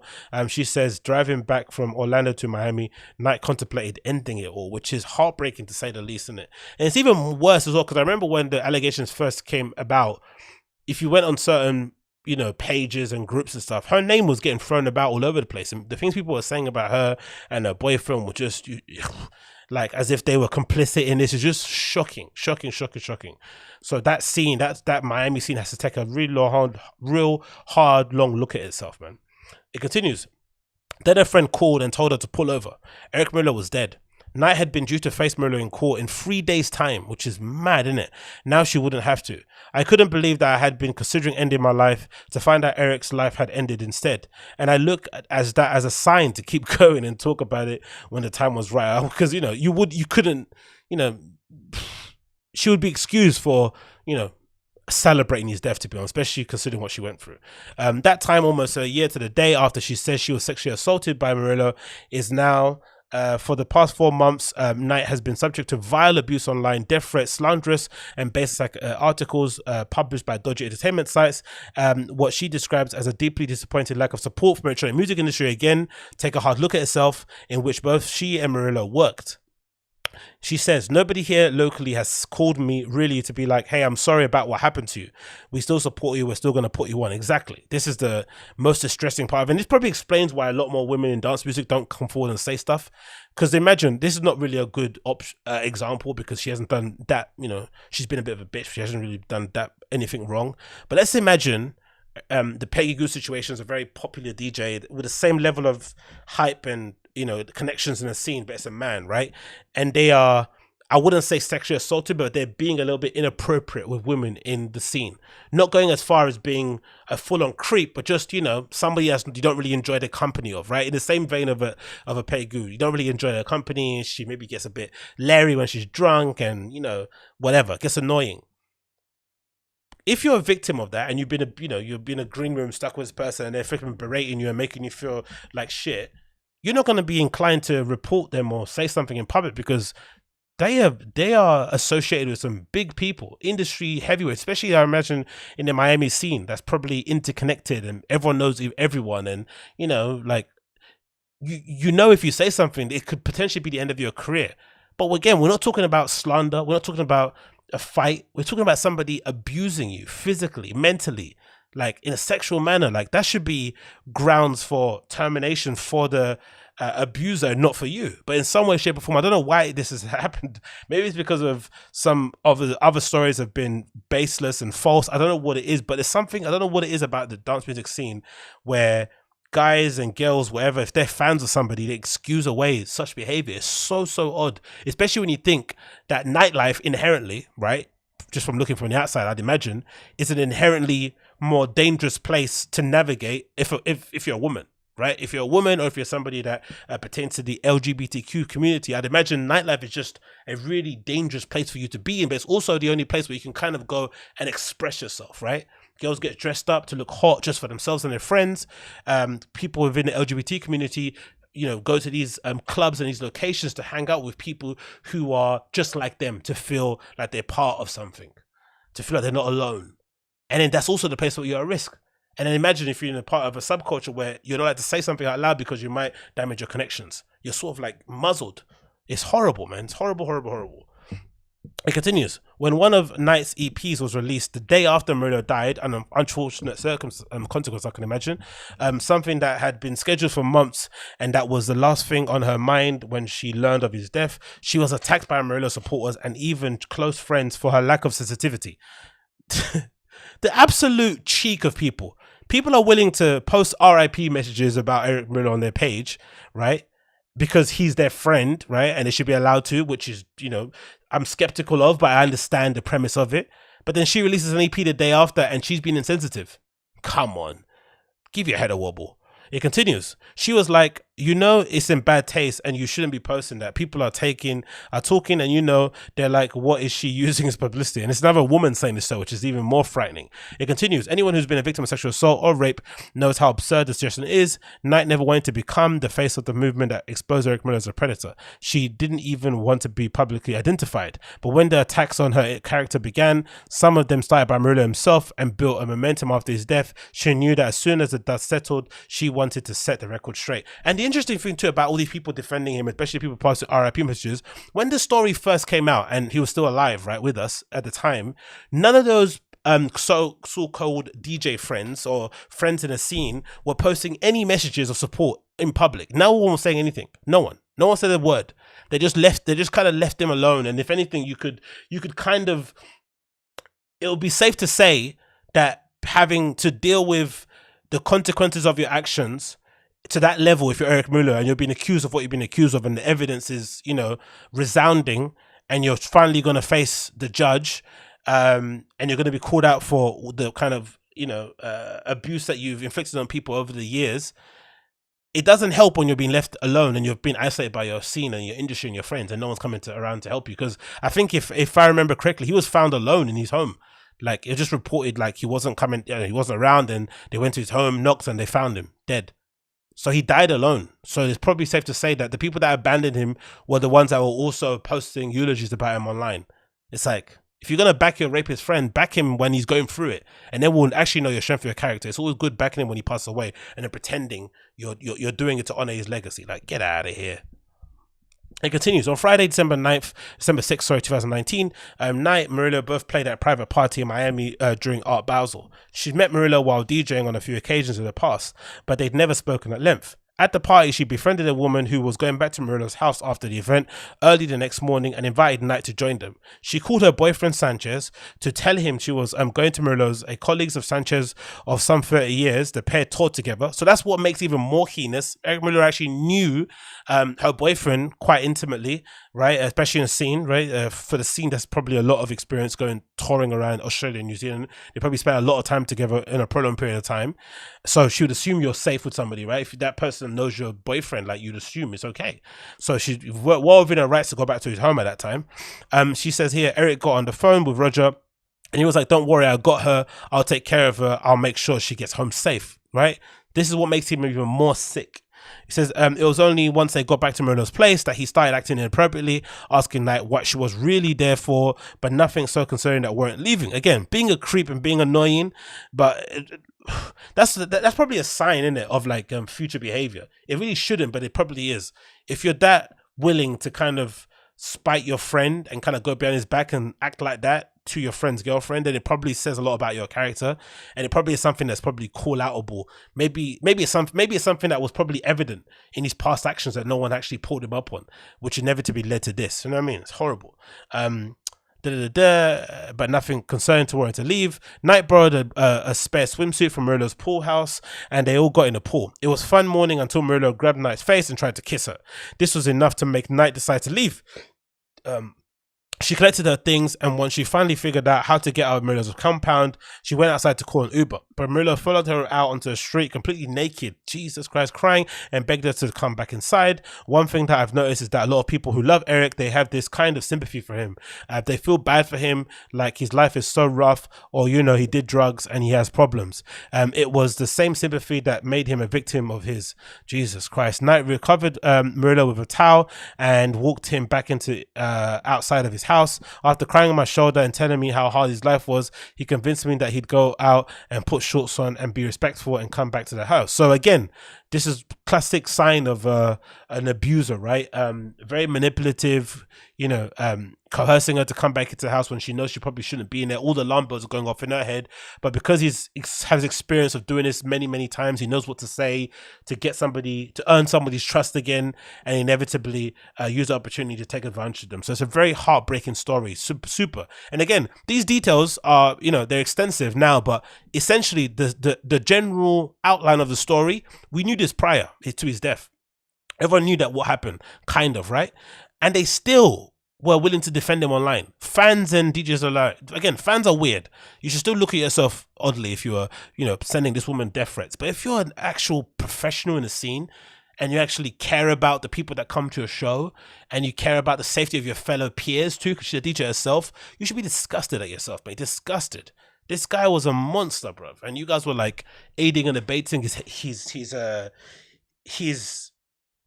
behavior because of what? Because you hung out with him back in the day at Ibiza or something. Come on, man. It continues, the other woman had fallen asleep on the couch, and Knight and Morillo DJed together for a while until Morillo had passed out on the couch. Knight went outside to have a cigarette and started to feel incredibly sleepy, too tired to even call an Uber. She went back inside and lay down on the first bed she could find in the room upstairs, fully clothed. When she woke up, she was naked and Morillo was walking around the room, also completely naked. I was like, Erik, why am I naked? And he was like, I don't know. And I was like, I remember things. I was like, where the fuck are my clothes? I basically freaked out. At the time, he said nothing happened. Knight was already feeling flashbacks of being assaulted by Morillo. Like, oh yeah, it's disgusting, man. Registering his face and body on top of hers as she went in and out of consciousness. I was like a corpse, she says. And saw his face and it was like, what? And then I blacked out again. I was so angry. I was like hypersensitive of everything, my whole body, it feels like pins and needles all over your skin when you realize, oh my god, I've been touched. I didn't allow it. And this is a type where you are in this type of way where you're just blatantly being used. God almighty. And again, full credit to her wanting to, because I'm assuming this was with Christine's consent, to put this amount of detail into the story, as triggering as it can be. I think it needs to be said in this plain way. It needs to be put out there, like what actual abuse sounds like, what manipulation actually sounds like, what coercion sounds like, what this abuse actually sounds like in real life, because this is ridiculous. And again, this is away from the venue. This isn't like a drunken fumbled sexual encounter in a nightclub toilet somewhere, right, where maybe the lines and gets blurred somewhere where they shouldn't. Someone says no, it's no, you walk away. But this is after the actual event, back at that person's home. Before they left, he spoke to the boyfriend on the phone and assured him that he was going to protect her. He was going to look out for her because she was a friend. And then look what happens. Like, it's all his fault. No one else is to blame for this. She shouldn't feel anywhere guilty whatsoever. It continues. Morillo kept saying that nothing had happened, but Knight grew increasingly upset and started yelling at him to let her out of the house. Once outside, she called an Uber, then Sanchez, and then the police. As I was sitting in a glass outside of his house crying, I thought about numerous things. I thought about maybe I just leave here now and pretend like everything had never happened, but that wasn't an option for me. I thought about being that woman who came forward 10 or 20 years from now and had the credibility questioned. Jesus Christ, she's thinking about that already. Fuck. That was an option for me. And then I thought about everything about would happen when I did call the police. I knew that it would be a daunting, and I then thought about my daughter. If it was her in my position, you know. So once you call the cops, everything you do is under investigation and your body becomes a crime scene. Yeah, God almighty. And that's how the rest of the day went. It would be another 8 months before the rape kit results came back. 8 months. So that's what explains why the conviction rate is so low. By that time, you know, people are probably suffering from, you know, mad mental episodes. I don't know what's going on with the abuser. Like 8 months is insane. And an anguishing wait where Knight would check in with the police every fortnight, always to be told to call back in another 2 weeks. I was like, hey, what's going on? I'm stuck here, knowing that the DNA was going to come back a match, and Erik was just off touring around the world, flying on private jets, possibly raping other people. The backlog of rape kits to be processed, especially in major cities such as Miami, is woefully long. 4 other women had reported a rape at the same treatment center on the same day as Knight, all before 6 a.m. 4 other women, not connected with Morillo, but Jesus Christ. Again, nightlife is already dangerous as it is for women. And then to be in the industry and to be taking advantage of your fellow peers, just unforgivable. It really is. It continues. The most shocking thing about my story is how common it is, says Knight, who wasn't surprised when so many of Erik Morillo's peers and fans continued to utilize him after his death, in spite of the assault and the sexual battery charged against him. Even after Mixmag published 10 more accounts. That's what I'm saying at the time of writing. Everyone, it wasn't like this is like a rumor and it was like a thing where he said, she said. No, it was a detailed account that she then went to the police, filed charges, got a rape kit done, and then other women, off the back of hearing her story, came out and corroborated their experience with Erik Morillo. And still, these motherfuckers went out posting, oh, he was a tortured. What was that message someone posted? He had his issues. Issues, bruv. Issues are maybe not saying I love you to your parents, not going around raping fellow DJs. Like, what madness, bro. She says here, we live in a world where people support Trump. She says people have supported toxic people all through history just because they had charisma and power, you know, or if they were talented. People are so disconnected that they can't see that if it had happened to them or someone that they love or child, that it would be like them to experience. Along with receiving torrent of abuse after Morillo died of acute ketamine toxicity, ruled an accidental drug overdose by the Miami-Dade County medical examiner. And again, he died on his own, no friends. So everyone is eulogizing him, begging it. Where were you when he actually needed you? There we go. Knight was contacted by many supporters and fellow survivors, including other women who say that they were raped by Morillo, who applaud her courage. She doesn't see herself as brave. She says, I did what I thought was supposed to do. Again, she definitely is brave, but she's grateful that her call to the police sparked a year's industry-wide, long overdue conversation about sexual assault, which makes me think, like, everyone's always talking about, oh, we're hoping when the clubs reopen, we're going to be able to have localized scenes, which ain't going to happen. Everyone's thinking about we're going to have the resurgence of local DJs and residents and all this sort of stuff. It's not going to happen. We already seen what's going on with play graves that were going on early in the summer. People were flying in DJs from all over the world to go play their events because they were worried about selling tickets, you know, during a global pandemic. So the same thing will happen, right? Everyone will just talk a big game, but the reality is the world will still be fucked up in terms of booking people and not actually promoting a local community. But the good thing, I think, is this pause has made people kind of reflect on their behavior and how they conduct themselves in the scene, and maybe their approach to their craft, and maybe how they approach their family life, the work-life balance. That's been a good thing. I think the idea that we're going to be a localized scene thing is not going to happen. But I think the ability for fans and people in general to see who the creeps and the dickheads are, and the toxic people, and the grifters, and the money-hungry ones, and the ones that are about the scene, you know, the scammers, like, we're able to see who's who, right? Now that everything is sort of slowed down and it's not the distractions of parties and Instagram videos and stuff. It's all, everyone's sort of showing up their true colors. That's been the good thing about it. So hopefully that's what will come of this going forward. She said, honestly, I'm tired of seeing it. I'm tired of seeing women and these stories kind of being brushed to the side, dealing with in environments that are toxic and sexual harassment and normalizing this behavior. Growing up as a woman myself and being objectified by men my entire life, I'm over it. I'm tired of not feeling safe in my own skin. I should be able to hang out with a guy friend and not worry about being raped. Of course, like it's 2020. The lack of support and the scene that brushed me under the mat has dampened nights of appetite for DJing in the near future. That's awful. That's sad to hear. Though she plans to keep producing and releasing music, keeping the narrative going, and creating a safe space for women to come forward and talk about their very heavy topic in her main goal now. That's why I said before as well, I'm really big advocate of the idea that if we are going to be a subculture and we're going to be a scene, it shouldn't just be about putting on raves and getting high. It should be about looking after people. It should be about, hey, let's provide an alternative to the main, because if this, again, it's not excusable, but if this happened in like a mainstream Soho glitzy pub somewhere, right, cool, whatever, they let anyone with money into those venues, right, people with ill motives and stuff always around it, predatory promoters, managers, whatever. It's just full of absolute nightmare people. But in a scene that we are actually cultivating, where we actually come together with a shared love for music or a genre or a scene or an aesthetic or, you know, way of life, whatever it may be, we owe it to each other to be looking out for one another, right? It shouldn't be a space where, I would imagine, like I would think if you're a girl going out, you should feel the more safest as you can, go into an actual night that, you know, is organized by people that are really in love with the music that you're into, right? That's where it should be. Look, because it's about the music, it's less about the ability to go out and hook up. But because this kind of hookup was it not hookup? This sort of like hookup, Project X sort of thing sort of still exists in some club spaces. It's a weird place to kind of battle with and turn into a safe space, right? Because you have a door picker, but then you have very handsy bartenders. You have a door picker, but then you have people inside that are purposely, you know, dampening and sullying the environment. It's hard to kind of balance those things. But I think if everyone sort of like take collective responsibility, you know, from us punters to people in the industry to people working at the bars and the door, it will try and make it a better place going forward. Because what we can't be having is having women feeling that they're unsafe going to these places and then getting put off from pursuing a career in these spaces or in these scenes because they feel like they're going to be taken advantage of. That shouldn't be a thing. She says he had lack of support.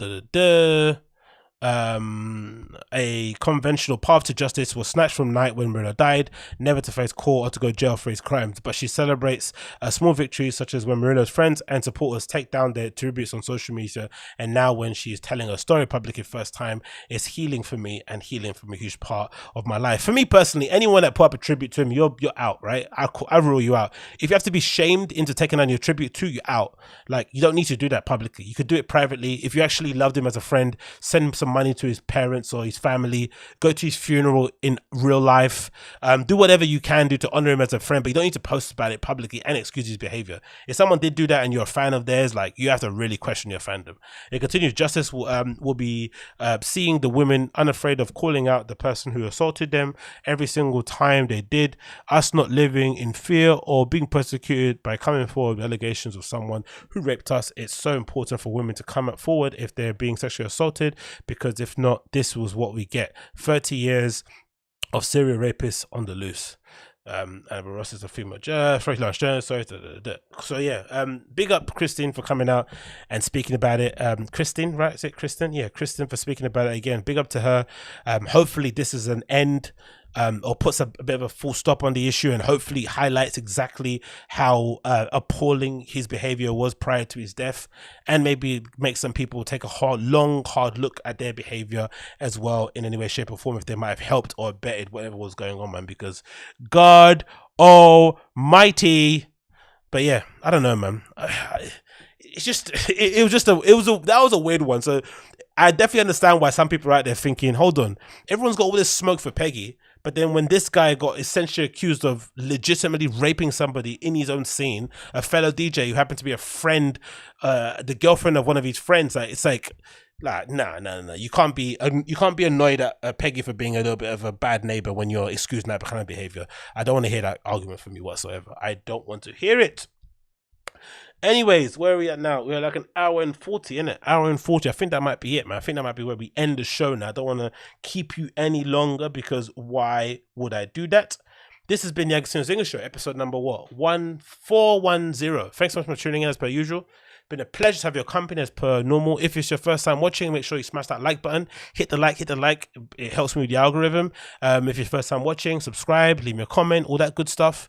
I'll be doing some more shows, I guess, over the next week or so. So definitely keep an eye out for that. It'll be nice to have your company regardless. And I'll see you guys very, very soon on another iteration of the show. Until then, take care, be safe. It's been a good one.